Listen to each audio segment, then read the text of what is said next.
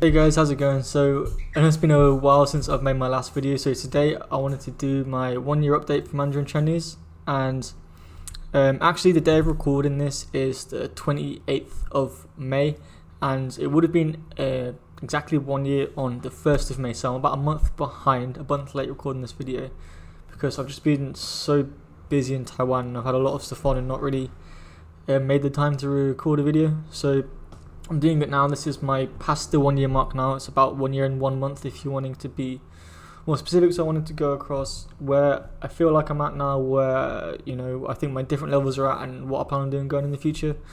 So yeah, and this is mostly just for record for myself, and hopefully if anyone else is going learning Mandarin Chinese as well, then maybe they'll find something useful. So yeah, this is probably going to be quite a long video, so I'll put timestamps in the description for different parts and like where I'm referencing different parts of my ability and so on. So overall, just to give a quick in a nutshell, then I think right now there's a lot of stuff I can understand, but there's also a lot of stuff I don't understand, and that's kind of like really the best way I can think to put it. When I'm reading and when reading novels or whatever, and when I'm listening to TV shows, I can actually find a decent selection of stuff where I can listen and understand the majority of what's going on for TV dramas. Like the average TV drama, like romance or whatever, I can understand basically all of it. And then looking for novels, if it's not too complicated, I can understand a lot of it. But then if I branch out into some more specific stuff, the more complicated stuff, maybe in sci-fi, fantasy, more science topics, or non-fiction stuff like that, it gets more difficult, and then I can also find an awful lot of stuff I don't understand. So that's basically the situation I'm in at the moment. I think there's a lot I understand, and it's really easy to find I+1 content, but it's also really easy to find I+10 content as well. Also, I guess the next thing I wanted to say is I feel like recently, if I recorded this a month ago, I'm not sure I'd have said the same thing, but recently, at least in the past few weeks, I feel like the progress has slowed down an awful lot.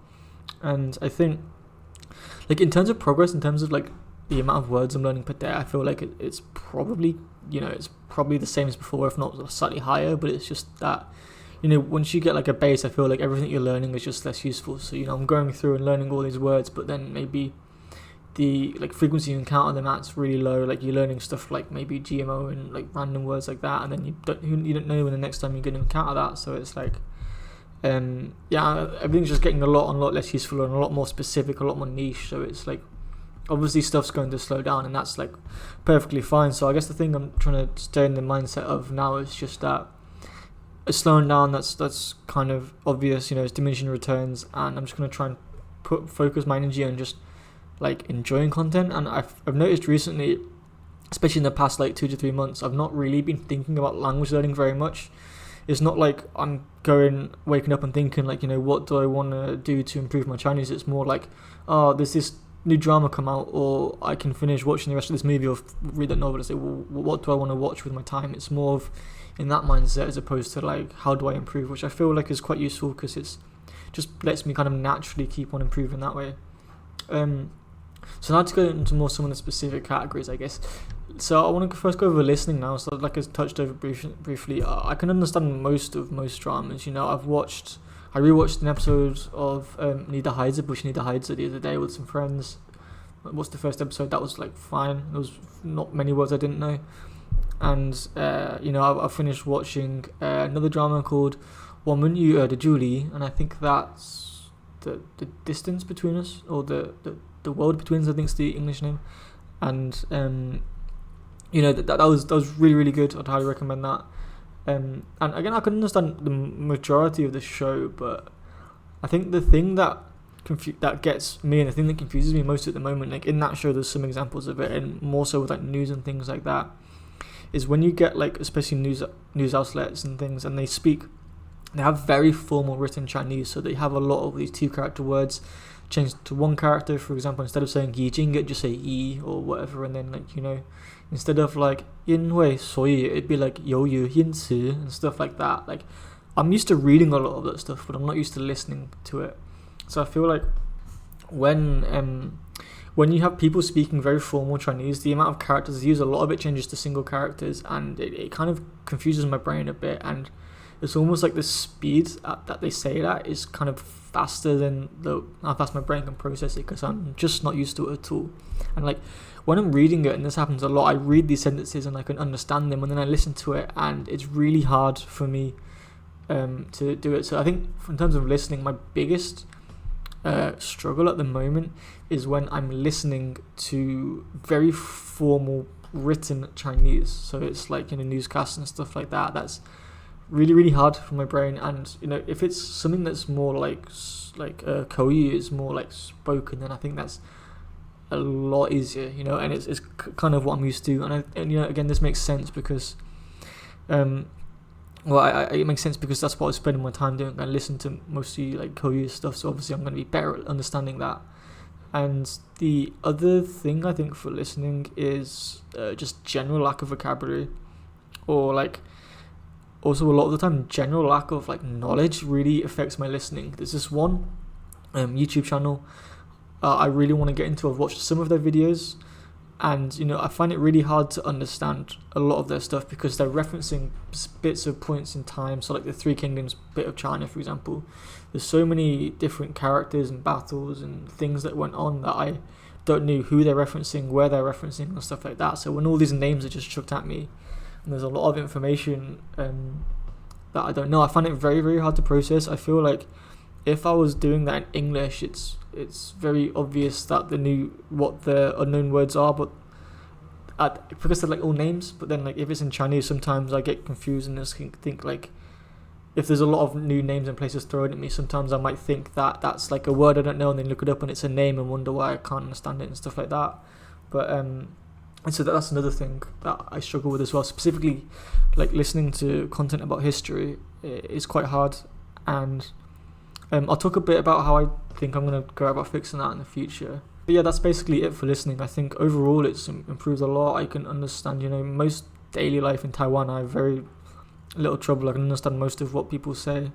My hearing out for the tones and hearing out the tones is not perfect in fast speech. If it's someone who speaks like at a fairly, average pace, I can hear most of the tones fairly clearly. But then if it's like someone who speaks faster, I can still struggle to hear them clearly. But it happens now, if I hear a video of, even if it's me speaking or like some of my classmates speaking or other people speaking Chinese that are foreign speakers, a lot of the time I'm listening, and like sometimes I'd be like, oh, that's a mistake, that's a mistake, that's a mistake. Other times I'd get the tone wrong and I'd not actually understand what they mean, because I'd be thinking of like a different word, or just like it wouldn't register as a word in my brain. So I think that's a good sign, because I'm getting more used to the tones in terms of listening, so that's good. Anyway, so for reading, so I actually just finished maybe a week ago now, I finished my 10th book in Chinese. I've been reading like basically all on my Kindle, and what I'm gonna do is I'm gonna create a separate video about the 10 books I've read and book recommendations. So I'll do that in one of the coming weeks soon.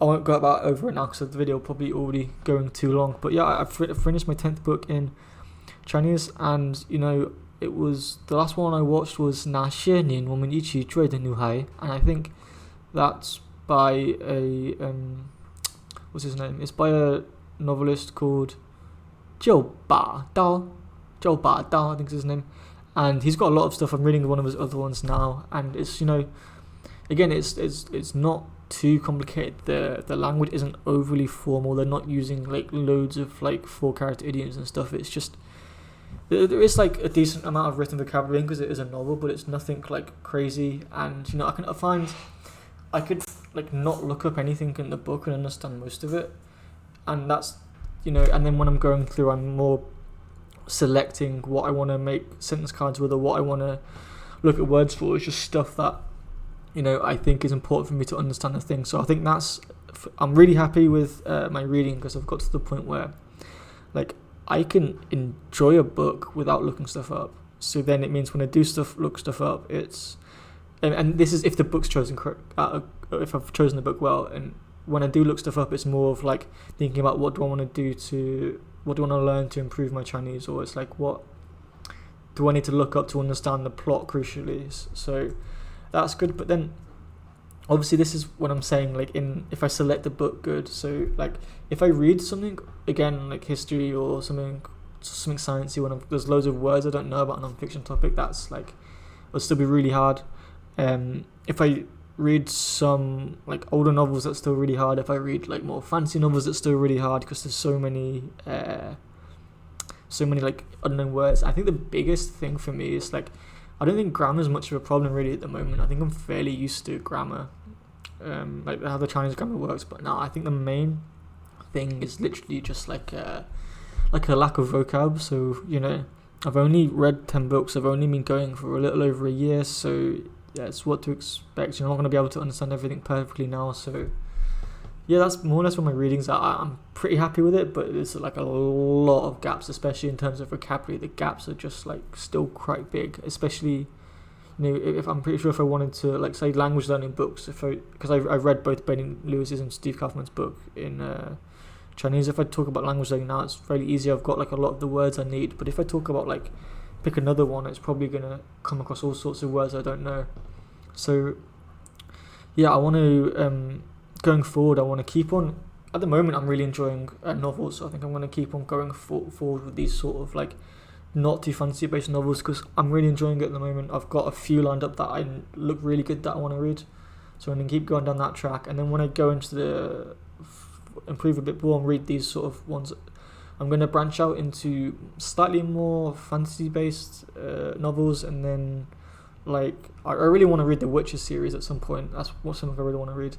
And also go more into non-fiction, specifically about history of Taiwan and China.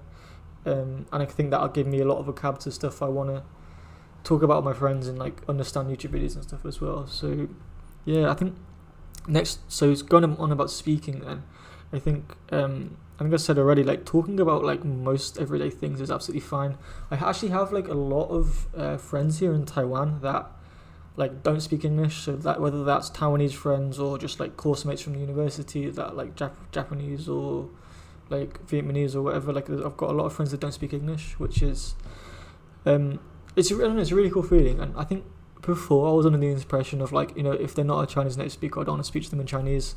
Like I don't want to their mistakes to affect me, my mistakes to affect them, and all that stuff. So I thought it was just a bad idea, but this is something I've changed my mind on a lot, and not so much in terms of like language acquisition. I still think obviously speaking to a native is better, but like everywhere you go around the world, like majority of places, English is the lingua franca, and there's something inherently cool about being at like near the university in Taiwan, hanging out with other students, and you've got people from Indonesia, like Korea, Japan, England, America, whatever, and the only common language we can communicate in is Chinese. And I just think it's really refreshing because it's like usually English, so I think that's just a really cool concept. And I actually, I really do enjoy speaking to a lot of my friends, and some of my best friends here in Taiwan are like some of my classmates.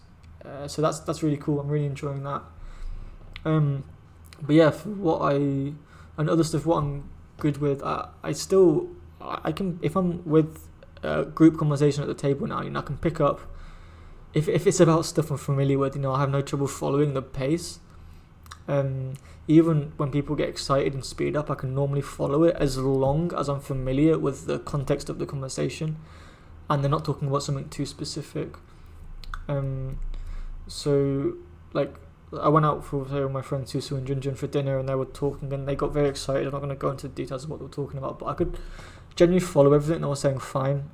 But then like switch into another topic when they were talking about different people who I didn't know who they were, I really struggle to follow the plot of what they're talking about, because I think it's just like if it's about people and stuff I'm familiar with, there's a certain amount of inference you can make, whereas if it's stuff I'm not familiar with, then obviously I can't really infer anything. And as well as just like being and also there's also a lot of details I'd skip over if they're like talking about people that they both know, and they won't necessarily spell everything out to me, so that makes it really difficult. That's the first thing I think it's really struggle with about talking. Other things I struggle with, I think, is speaking about specific topics, like some specific topics I'm good at, like for example veganism, like animal agriculture, stuff like that is fine. But like other specific topics, especially like based around science, I struggle with quite a lot.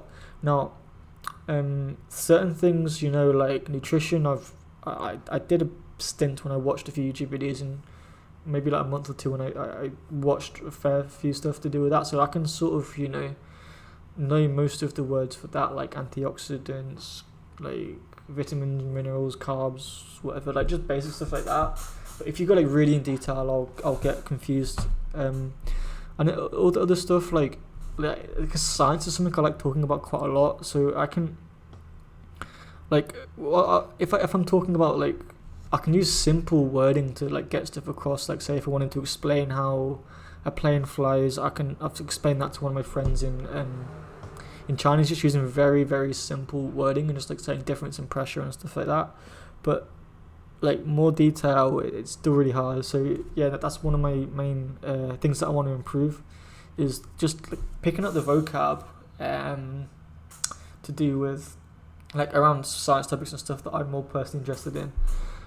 But again, I'm in no rush to do that at the moment, purely because like I don't think my Taiwanese friends aren't that interested in it. So it's something that I want to talk about, not so something they want to talk about. So I'm in no rush. I'm just gonna, when my reading of novels and stuff has gotten better and I'm feeling more comfortable, I think I'm gonna start branching more out into non-fiction stuff. I'm gonna read a few related to sort of sciencey topics, and I think then I can naturally improve then. But there's no rush with that.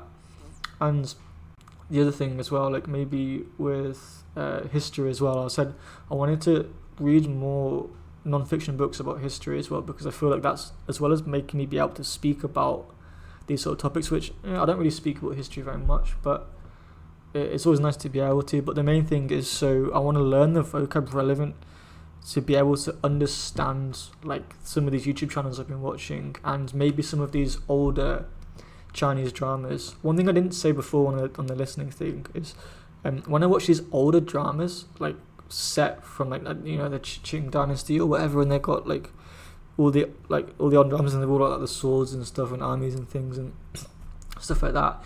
They use a very different sort of way of speaking. So for example, instead of the character for de, which is like the possessive particle, they'd use zhi, and stuff like that, and like little stuff like that. That's fine, I know what they mean, but like there's probably a lot of little things like that throw me off, as well as referencing names of places and emperors and time periods and stuff that I'm not familiar with. So I feel like if I want to get to be able to more understand that bit better, I'm gonna at some point go and try and read some like more non-fiction books about history. I feel like that's gonna help a lot.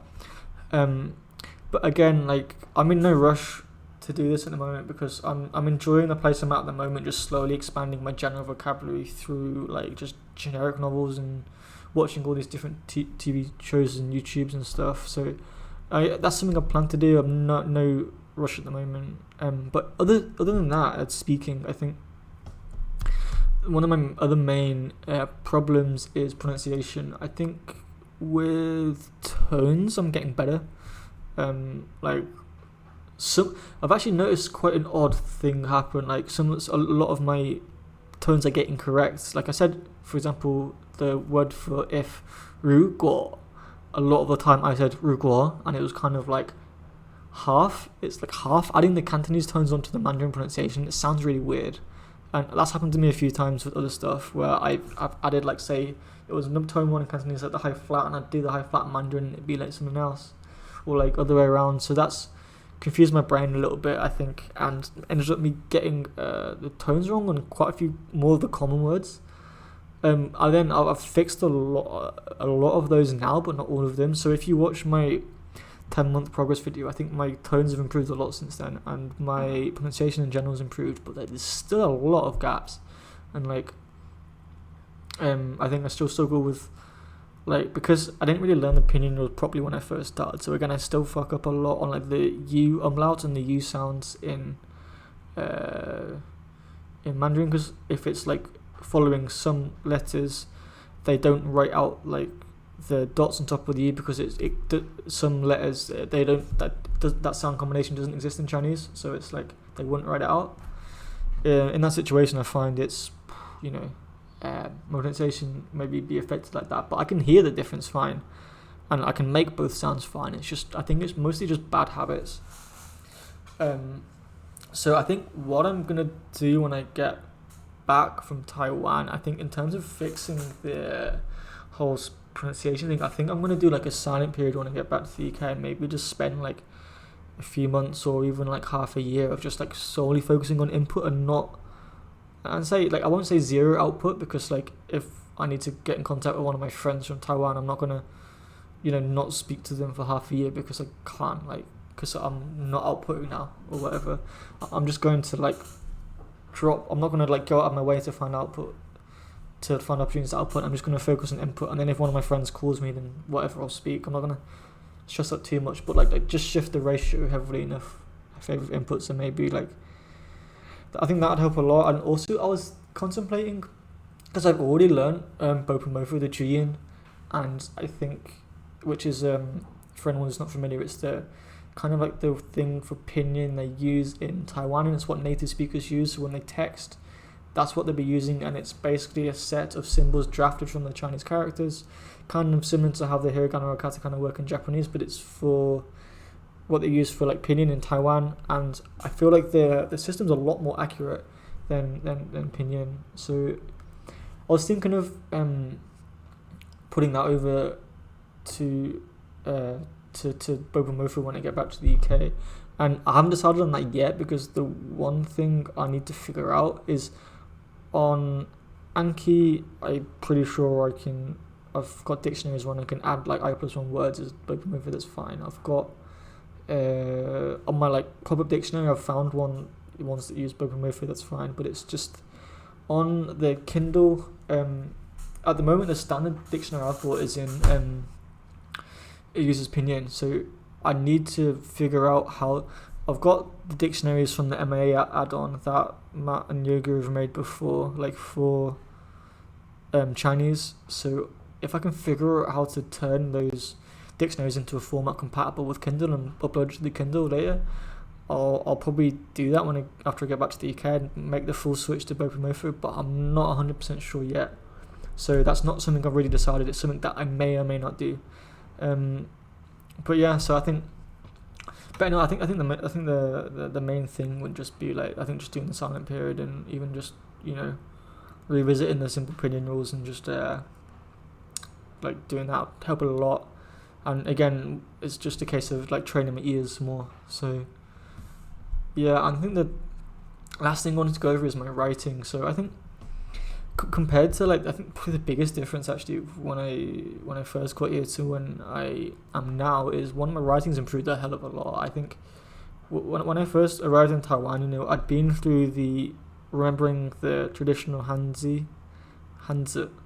I figured out why I pronounce it Hanzi, by the way, for anyone who's, because in Cantonese the second one is pronounced Z, so it's like I read that book when I was learning Cantonese, and even though it's Honzi in Cantonese, I pronounced the Z with Cantonese pronunciation and then said Han because I read it from the title of the book. So you end up saying a weird mix of Cantonese and Mandarin, which is Hanzi, even though it's Hanzi. Someone said in my previous video, you pronounce it wrong, but anyway.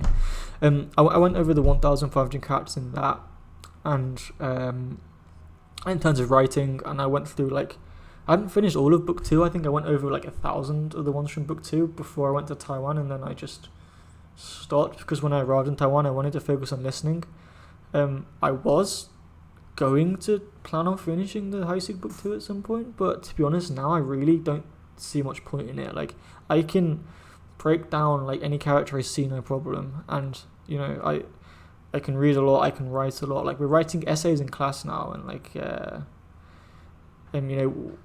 and this is like in the exam, so we're not allowed to use dictionaries, and we have to write like 300 to 500 character essays, which isn't loads, but at least it means like all the basic characters that you need to write down there, and it's just like the less common ones that are like not in my head. And then sometimes it's a case of rewording what I want to say slightly to be able to write in characters I remember how to write. So say if I wanted to say A, I might forget one of the characters and then just use like a slightly different word that I do remember.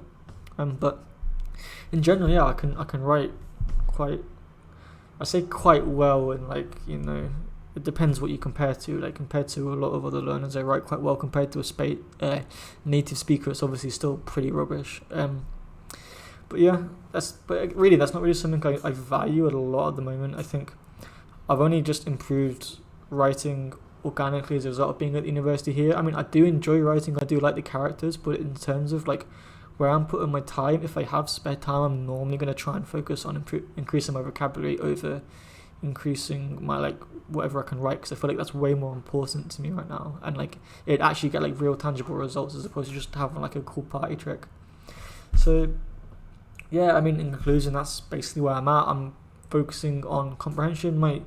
I can handle most stuff fine, you know, and I really don't like in like day-to-day life, hanging out with my friends and stuff. It's getting like I do still run into situations when I can't express myself, especially most of the time it's related to science, but like coming into situations when I can't express myself, it's becoming less and less and less frequent like as I go. So like it still happens, but it's like when I first arrived in Taiwan, it would be like, you know, almost every day. But now, like, you know, I can go like over a week when I don't run into a situation when I can't express myself, and then, you know, considering I'm speaking like for a few hours every day, I feel like that's really happy with how it's going. And yeah, like I said to the start of the video, there's a ton of stuff I understand, but there's a ton of stuff I don't. So I think it's just a case now of plugging the gaps, and mostly it's just a case of increasing my vocabulary, and that's fine. It's easy to find I+1 content now, so it's just a case of like finding stuff I like, immersing a lot, and keeping on track. So that's basically where my Chinese is at the moment. If you have any questions or anything you want me to go into more detail on, please leave me a comment. Leave me a comment in the comment section below. If you found this video useful, then please give it a thumbs up and like this video. If you're new here and you like what you see and you maybe want to find more from me or hear more from me, then feel free to subscribe to the channel and stick around. And yeah, thanks for watching, and I'll see you guys in the next video. Peace.